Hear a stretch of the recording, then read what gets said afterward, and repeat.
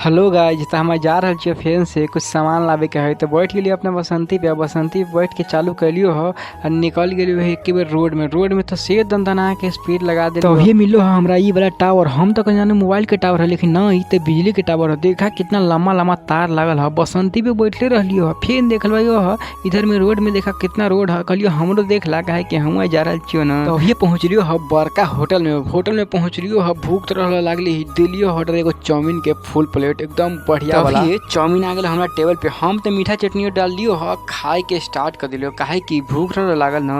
आ chowmein भी काफी अच्छा लगल, खाए में मजा आ गया। फिर पहुँच लियो ह खाद के दुकान में। खाद के दुकान में भैया तो पूरा खाद बीज रहा सजा के रख लियो। हम कहलिए भैया एगो चोकर के बोरा कैसे है, अंदर में देख ला चोकर के बोरा भी हो। तो हमारा भैया कहलको है चला लेके चलो छो। अंदर लेके गेलो है चोकर के बोरा, देखल को अपना बसंती पे लाद के चोकर ला के घरे डिलीवर कर दिलियो है। देखा छोटका